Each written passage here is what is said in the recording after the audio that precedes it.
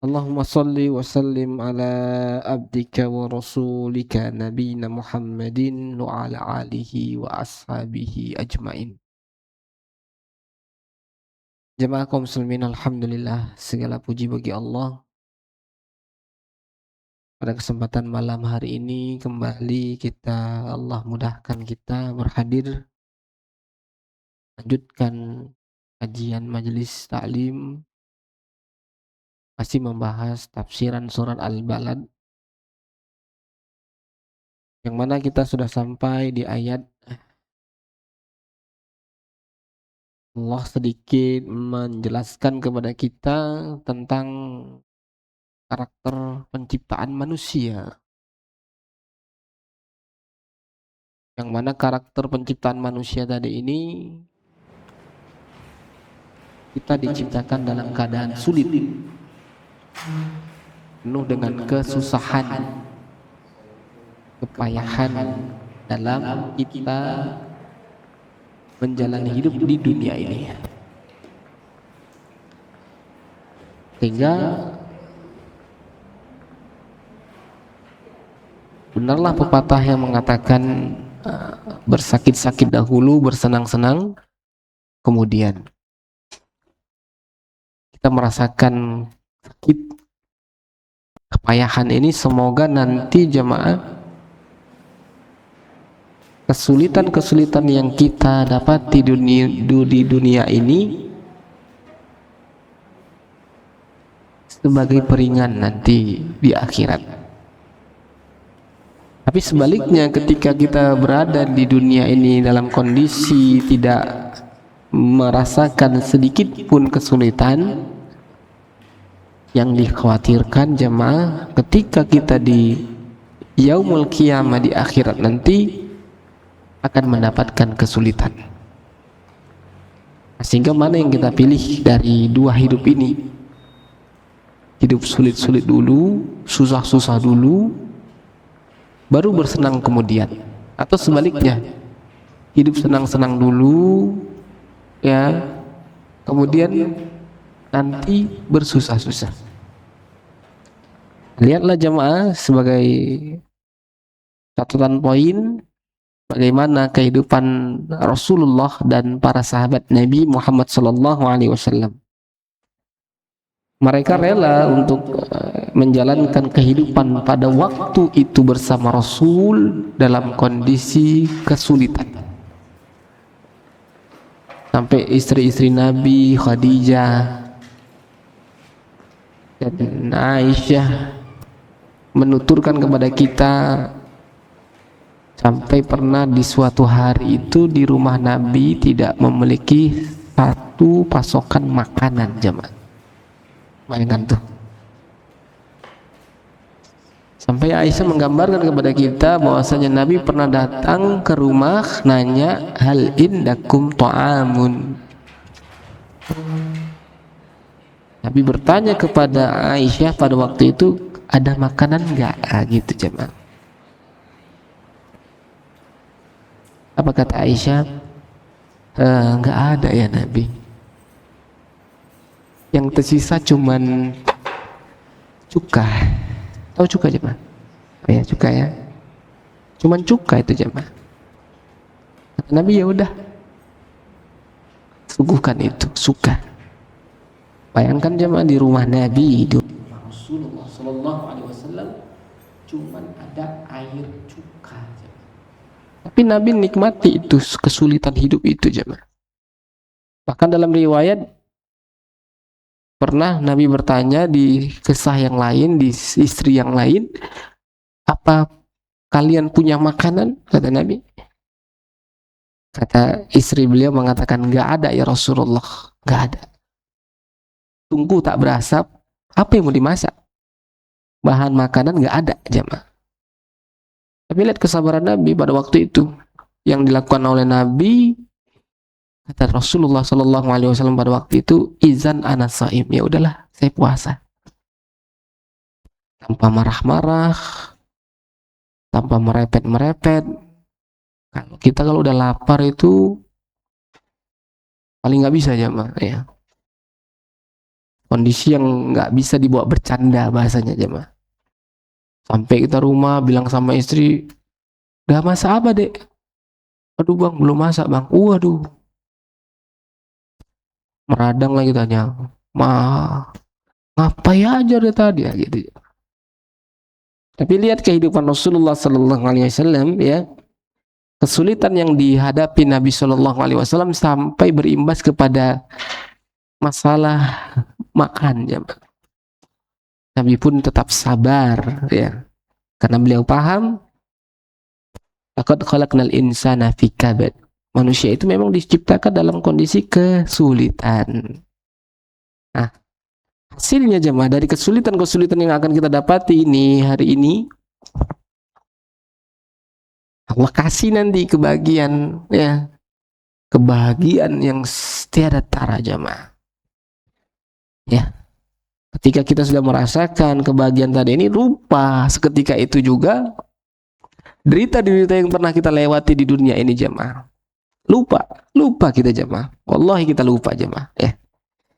Itu sekilas gambaran ayat ini menceritakan mana yang kita pilih sebenarnya antara dua ini jemaah. Pilihan ada bersama kita ya. Nah, sehingga kata Allah Subhanahu wa taala, melanjutkan firman Allah Subhanahu wa taala, yaqulu ahlaktu malal lubada. Di Quran surat Al-Balad ayat 6, manusia tadi mengatakan jemaah, aku telah menghabiskan harta yang banyak. Dalam ayat ini jemaah, sedikit gambaran yang Allah gambarkan tentang sosok manusia tadi ini. Kenapa dia berkata seperti itu? Didasari karena kesombongan. Yaqulu ahlaktu malal lubada. Ini ucapan sombong. Aku sudah menghamburkan hartaku. Ah gitu misalnya. Aku capek bekerja, mencari uang, aku foya-foya. Ah gitu bahasanya jemaah. Cuman Allah mengibarahkan dengan bahasa yang lebih bagus lagi. Yaqulu ahlaktu malal lubada. Ya. Kenapa Allah kasih kata ihlak? Yang arti ihlak itu artinya jemaah memusnahkan. Halaka rojulun artinya laki-laki ini hancur. Gitu jemaah. Kenapa orang itu ketika menghamburkan hartanya dan menghabiskan hartanya ya, disebut dia hancur. Ya. Karena Allah Subhanahu wa taala menamakan sikap menghabiskan harta pada kemaksiatan. Orang yang menghabiskan hartanya untuk kemaksiatan berarti dia binasa. Bukan Allah gunakan kata infak di sini jemaah. Kalaulah kita mengatakan yaqulu anfaqtu malal lubada kan gitu. Kan sama-sama arti mengeluarkan jemaah, ya kan? Nafkah itu artinya apa? Nafkah itu apa artinya jemaah?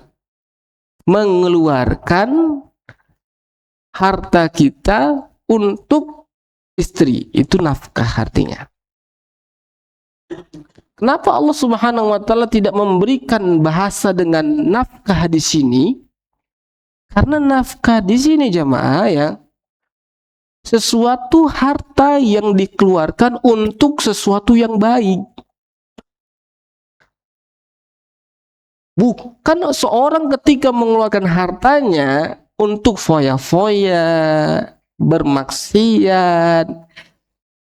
Allah nggak pakai kata infak. Tapi Allah kasih kata apa? Ihlak. Binasa. Ya. Karena apa? Setiap harta yang digunakan untuk maksiat tidak memberikan manfaat. Nah itu jemaah. Ingat tuh, rahasia dari bahasa aja Sudah kita dapatkan ilmu yang sangat luar biasa jemaah. Nah, itu kayanya bahasa Al-Quran itu, dari bahasa aja sudah nampak perbedaan. Ya, kenapa orang yang berinfak itu beda dengan orang yang menghamburkan hartanya? Karena orang yang menghamburkan hartanya dalam bermaksiat kepada Allah, ya, itu tidak bisa memberikan manfaat kepada pelakunya, kecuali apa? Dua hal: kerugian dan penyesalan. Rugi jemaah. Ya, kerugian mereka rasa rugi ketika nanti Allah Subhanahu wa taala tanyakan kepada mereka, kemana ini hartamu ini? Kau habiskan kemana? Untuk apa aja? Ah, itu kan flashback lagi jemaah. Ya, ketika dia tengok dan dia lihat ternyata harta yang tadi ini tidak bisa membantu dirinya. Akhirnya apa? Menyesal. Berbeda dengan orang yang berinfak di jalan Allah. Kenapa berbeda? Karena orang yang berinfak di jalan Allah berarti dia telah berdagang dengan Allah. Makanya itu yang dilakukan oleh para sahabat Nabi, berani berdagang dengan Allah. Mereka enggak selalu di zona nyaman jemaah. Disitulah ujian mereka. Mereka keluar dari zona nyaman. Bagaimana cerita yang sering kita ulang-ulang, Nabi memberikan motivasi kepada para sahabat untuk berderma, mengeluarkan harta mereka dalam kondisi nggak ada. Kalau kondisi ada, gampang jemaah. Karena rasa semua kita pingin loh. Cuman yang lebih lagi ketika kondisi itu nggak ada jemaah. Ah, tuh bayangkan gimana coba? Kondisimu lagi seret, kehidupanmu lagi mepet, kondisimu lagi nggak baik-baik saja, disuruh berinfak. Itu tantangan bagi para sahabat jemaah. Tantangan itu jemaah, ketika Nabi berikan kepada sahabat, ternyata mereka pun pada waktu itu ada yang maju, ada yang mundur. Abu Bakar maju dengan membawa seluruh hartanya. Umar datang setengah aja bawa harta. Utsman juga sama. Ya. Ada sebagian para sahabat masih juga berharap. Alih-alih apa jemaah? Ketika para sahabat yang memiliki harta tadi dan mereka mampu berderma, tentunya orang-orang yang tidak memiliki harta dari kalangan fakir, miskin, kecil hati kan. Tuh gimana nih ya caranya ya? Jiwa pingin berinfak tapi nggak ada duit. Jiwa pingin berinfak tapi nggak punya. Tapi lihat semangat juang tidak kendor jemaah. Itu yang patut kita acung jempol jemaah. Apa yang mereka lakukan untuk menyaingi dan mengimbangi para sahabat yang berderma dan mengeluarkan sedekah tadi ini?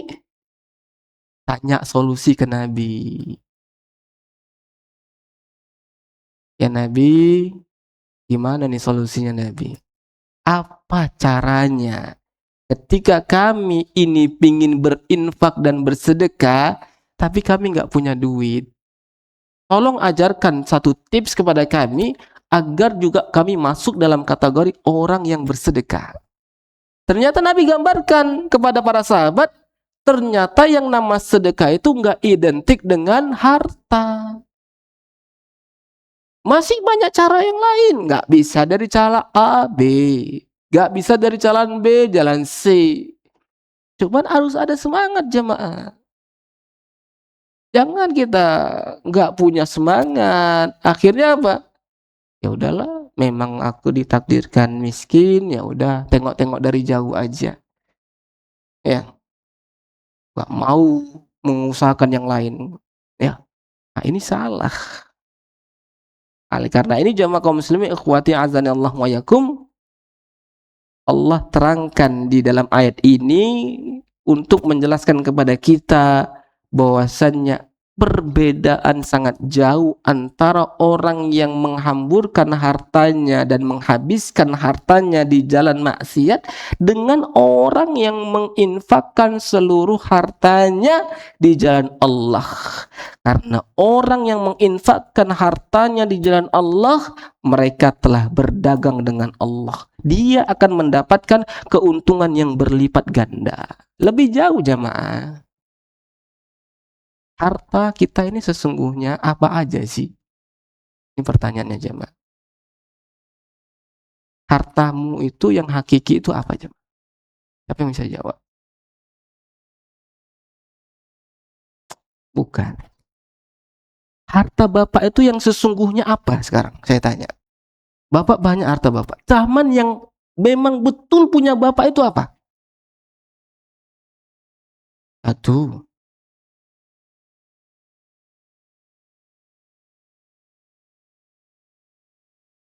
Ada yang mau bantu jemaah?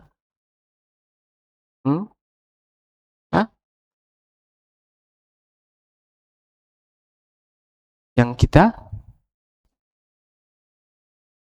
makan tadi kata Bapak satu. Yang kedua? Apa yang kita tadi pakai? Yang terakhir apa? Yang terakhir apa jemaah? Harta yang kita sedekahkan. Ini betul-betul baru harta kita. Ya. Allah mengatakan dalam Al-Qur'an, hal hakumut takasur. Yaqulu ibnu Adam mali mali. Berkata anak Adam, hartaku, hartaku. Wa ma maluka illa ma akalta fa afnaita. Maka Allah mengatakan kepada anak Adam tadi, wahai anak Adam, hartamu itu tidaklah apa yang kau makan dan habis. Makan kita nih, beli makan hari ini. Apa yang kita makan lah? Ingin apa kita hari ini? Makan. Makan kita, bayar, dah. Selesai itu ya, selesai. Wa ma labasta fa ablait. Apa yang kita pakai sampai usang, sampai hilang warnanya, itulah dia. Wa ma tasaddaqta. Dan apa yang kita sedekahkan. Itu aja jemaah. Ya. Nah, sehingga ketika diucapkan orang tersebut dengan kesombongan, ia menyombongkan harta yang banyak dengan menghamburkannya dalam perkara-perkara yang tidak diridhoi Allah Subhanahu wa taala. Hal ini seperti orang-orang jahiliyah jemaah. Ya. Orang jahiliyah jemaah ya sangat bangga dengan menghamburkan uangnya untuk hal-hal yang tidak bermanfaat. Itu orang Arab jahiliyah. Makanya mereka itu hidup seperti mati jemaah pada waktu itu. Nggak tahu tatanan hidup. Suka mabuk-mabukan, berzina, ya, membunuh anaknya, nyari uang getol, kaya mereka. Tapi udah, gitu aja. Nggak ada tujuan. Kita kan ada tujuan nih jemaah. Hari ini saya membangun sebuah bisnis besar, naik. Tujuannya apa? Ada visi-visinya. Biar nanti ketika saya berhasil, saya akan bangun ini, bangun itu, bangun ini, bangun itu.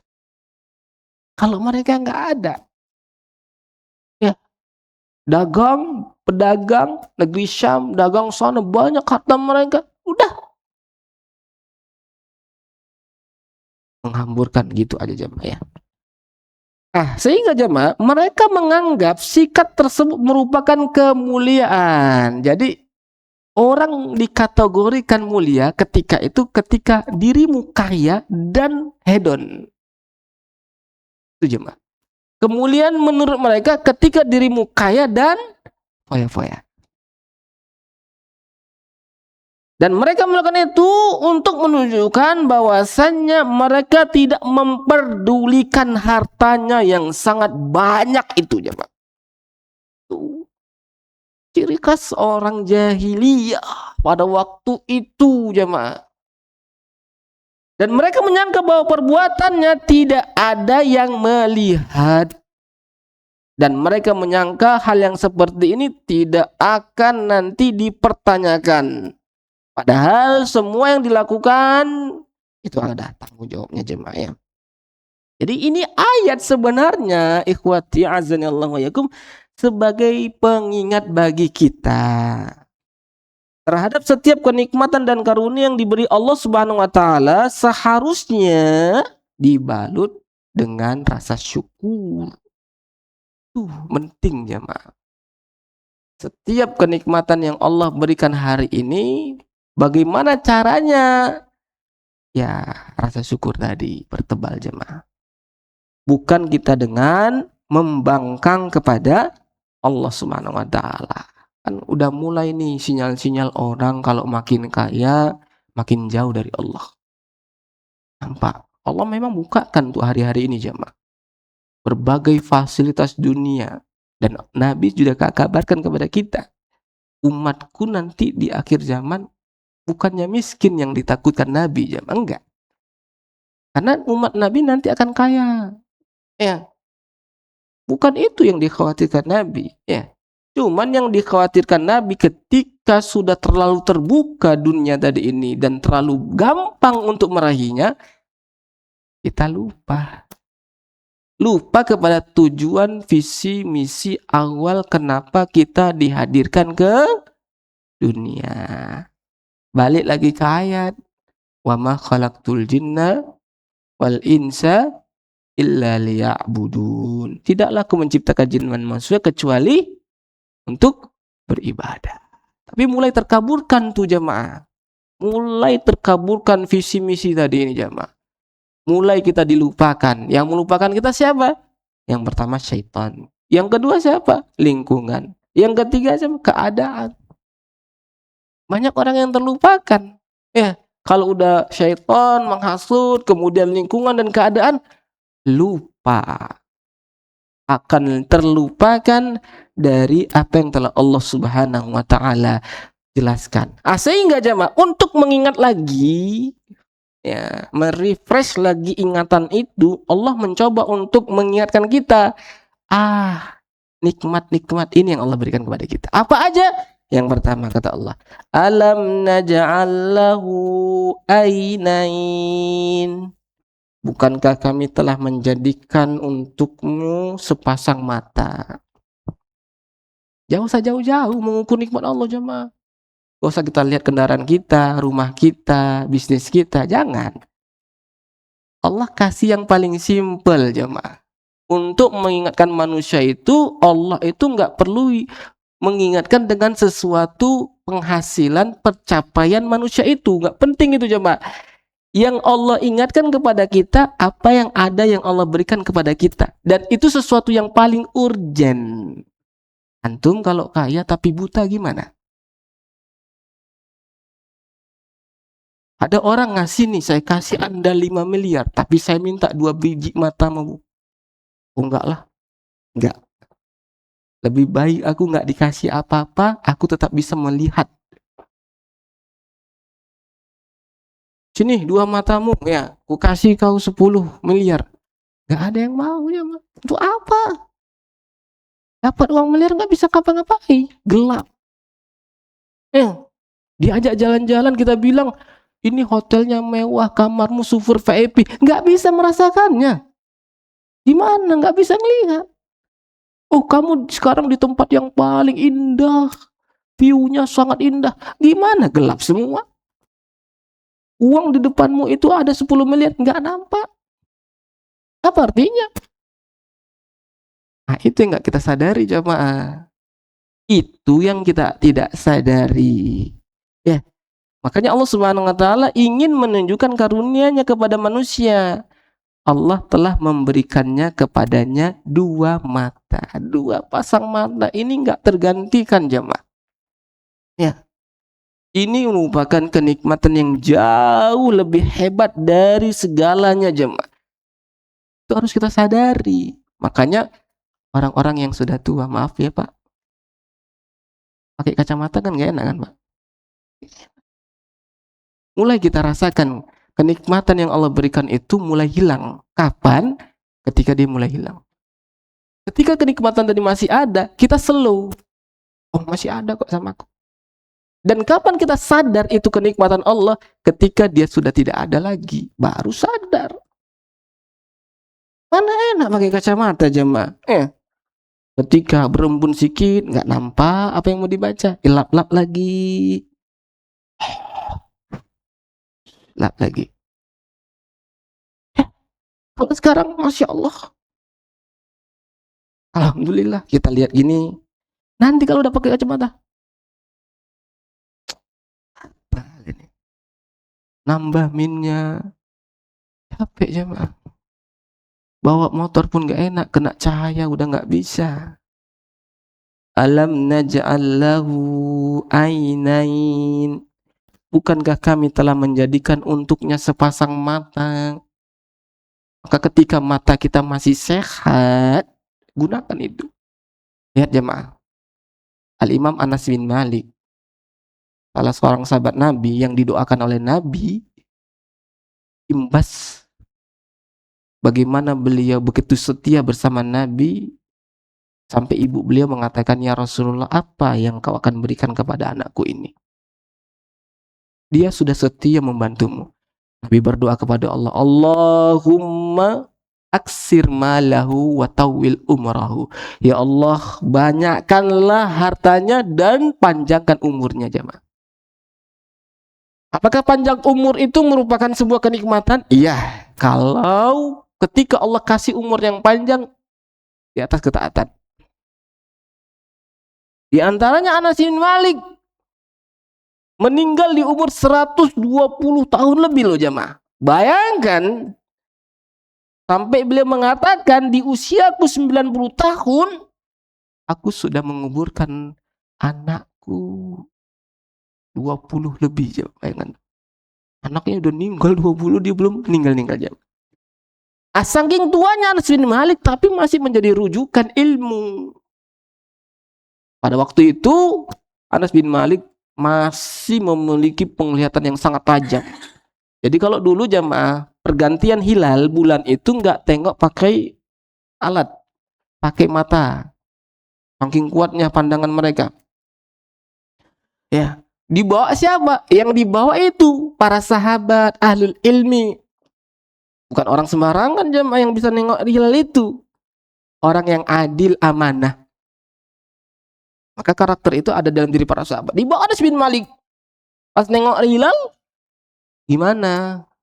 Anas bin Malik, terlihat hilal? Oh iya, udah terlihat hilal. Udah terlihat hilal. Pada waktu itu jamaah yang di sekelilingnya, dia mengatakan, belum terlihat kok. Oh terlihat hilal katanya. Belum terlihat. Akhirnya ada seorang yang ngeh jamaah. Uban yang ada di Anas bin Malik menutupi matanya. Baru diangkat sedikit. Gimana? Masih terlihat?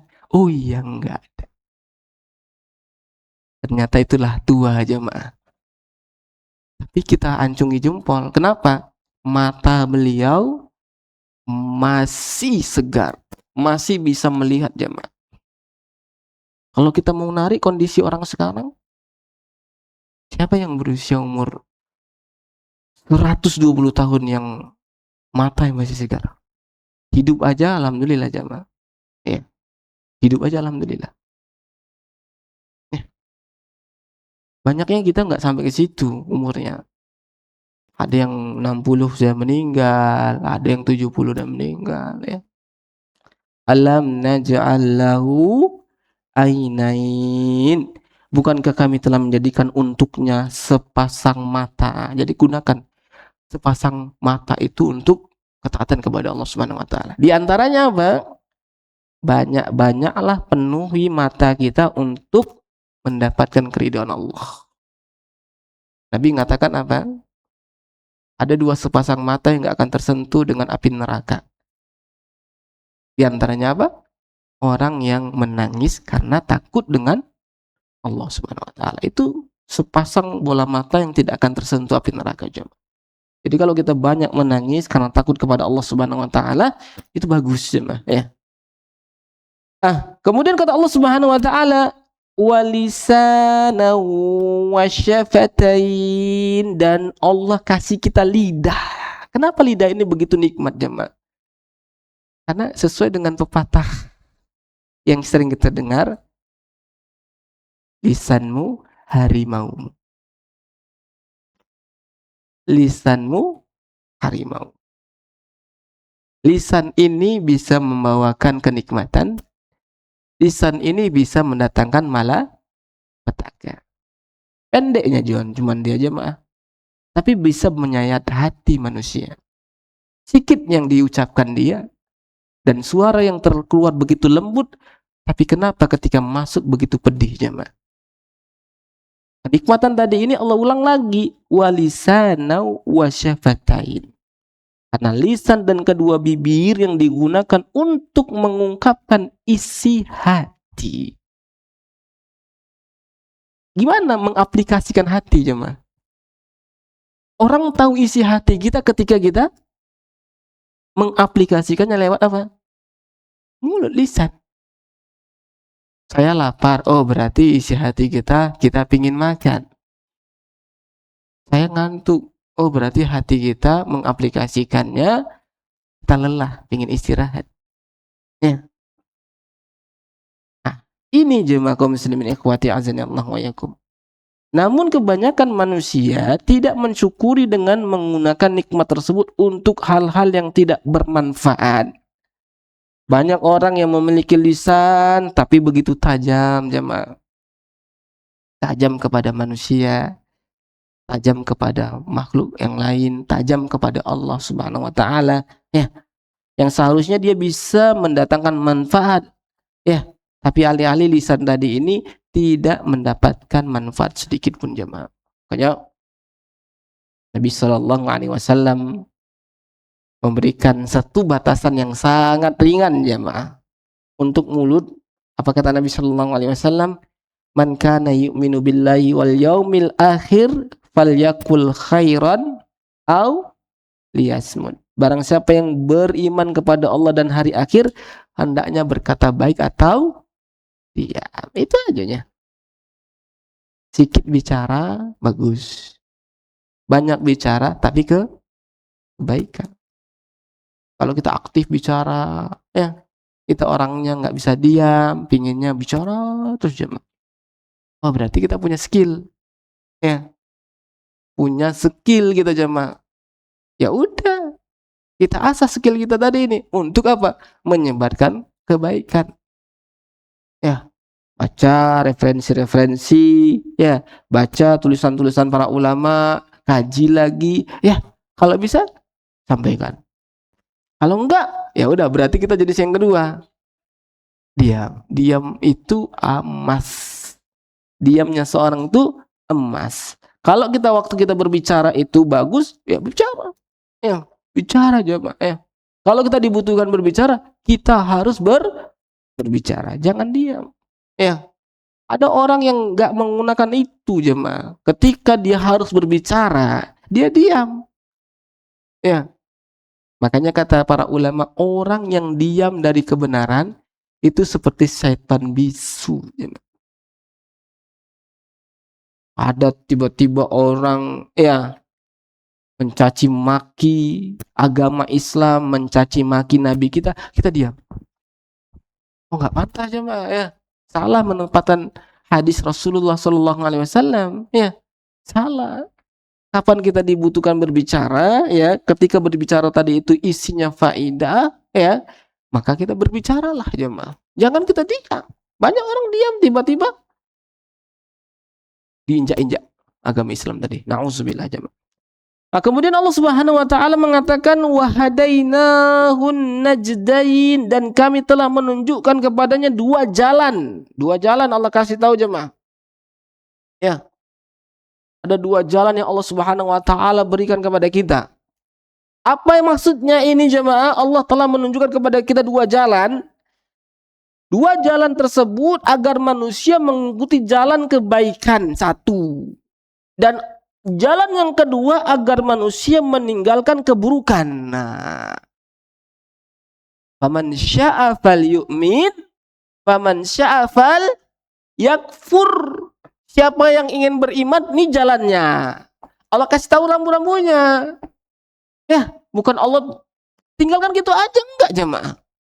Ibarat kita masuk hutan, ada pemandunya, ada kisi-kisinya. Ya, jangan turun, dekat sini ada jurang. Sudah dikasih tahu. Yang menjelaskan siapa pemandunya? Ya Rasul, para ulama, ya, yang mengkaji tadi, ya. Panduan-panduannya di mana? Ya di dalam Al-Qur'an. Ya di dalam hadis Nabi, sunnah-sunnah Rasulullah sallallahu alaihi wasallam. Itu dia panduannya, jemaah. Ya, gimana cara memahami panduannya? Belajar, mengkaji dengan ustadz, para ulama, kiai, nuntut ilmu. Allah terangkan itu semua, jemaah. Bukan Allah Subhanahu wa taala tinggalkan kita gitu aja, enggak. Justru Allah Subhanahu wa taala kasih fasilitas itu kepada kita semua. Allah terangkan semuanya agar kita bisa memilih jalan tadi. Tapi kadang kita, jemaah, kita kurang memperhatikan rambu-rambu dan sinyal yang Allah berikan. Kita suruh-suruh sendiri, maju gitu aja, jemaah. Akhirnya apa? Semuanya kita tidak indahkan. Allah kasih tahu nanti 300 atau 30 meter ke depan, hati-hati, pelan sikit. Kita tetap bagus, gas. Kan gitu. Allah kasih tahu nanti di depan ada mara bahaya gini-gini. Kita nggak indahkan, kan gitu dalam perjalanan hidup kita. Berapa kali sinyal-sinyal Allah memberikan kepada kita bahwasanya berhenti sejenak. Nggak boleh, jangan. Itu yang disebut apa? Firasatul mu'min. Nabi sallallahu alaihi wasallam mengatakan, ittaqu firasatal mu'min. Hati-hati dengan firasatnya orang yang beriman. Fa innahu yanzuru binurillah. Karena dia melihat dengan cahaya Allah. Jadi kalau antum punya firasat dalam hati ini, ikuti itu ya. Ini gimana ya? Saya galau nih, gelisah nih. Antara ini saya lakukan atau enggak. Rupanya ada sinyal-sinyal. Saya berhenti. Tapi kadang orang enggak ngindahkan, jemaah. Terus maju, terus dia sikat. Akhirnya apa? Jatuh. Selesai. Mau bangkit lagi berat. Akhirnya apa?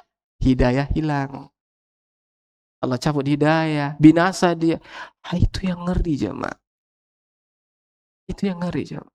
Tapi ketika Allah kasih sinyal, kita paham dengan sinyal-sinyal kecil yang Allah kasih, alhamdulillah. Berarti kita cepat sadar. Ya. Berarti kita paham Allah itu masih cinta kepada kita. Dan Allah Subhanahu wa taala memberitahu hal yang seharusnya yang dilakukan oleh orang yang dikaruniakan harta yang berlimpah. Ya.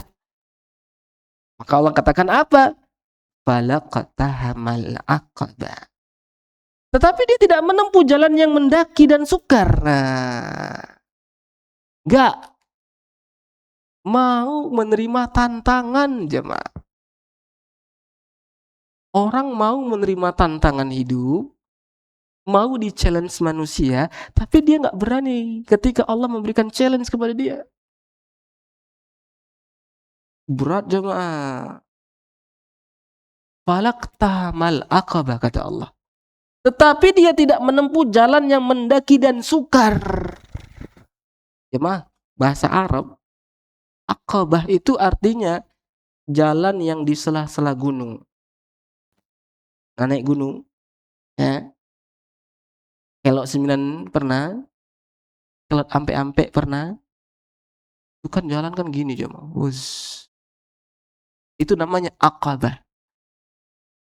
Jalan yang di sela-sela gunung, ya. Kenapa dia belok-belok dan payah? Karena menuju surga itu gak mudah. Kita akan menghadapi jalan yang berliku. Kemudian kita akan naik lagi, sudah di puncak, jatuh lagi terus. Jadi Ini gambaran jemaah. Ketika kita menuju surga itu menempuh jalan di atas gunung, itu sulit. Apa yang dibutuhkan? Perjuangan. Kenapa butuh perjuangan? Karena harus melawan hawa nafsu. Hawa nafsu harus diberantas. Ya. Jadi ketika seorang mengetahui bahwa sesuatu itu baik, seharusnya adalah gak banyak mikir ya, Mak. Ini baik, udah. Ya. Meskipun itu berat. Ibarat kita melintasi gunung jemaah, ya. Ini gunung nih, ya. Jalan dari gunung ini lewat sini akan memangkas durasi 3 jam.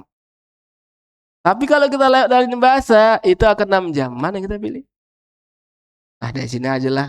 Bismillah. Walaupun sulit, oke. Kita terima tantangan. Kayak gitu. Kenapa? Dia tahu ini untuk kebaikan dia. Kalau dia lewat dari sini, terlalu malam. Malaman. Kalau kita lewat dari sini, sore udah sampai. Untuk kebaikan dia. Tanpa berpikir panjang. Walaupun sulit. Hadapi tetap. Ya. Walaupun berat, ya tetap dihadapi jamaah. Ya. Jadi jamaah ya, meskipun sangat berat ketika berbuat baik ya, dan hawa nafsu selalu menghantui kita ya. Ingat jamaah ya. Ingat. Falak tahmal aqabah. Kenapa kita enggak mau menempuh jalan yang sulit itu? Kenapa? Kita pingin kali cita-cita kita surga, surga, surga.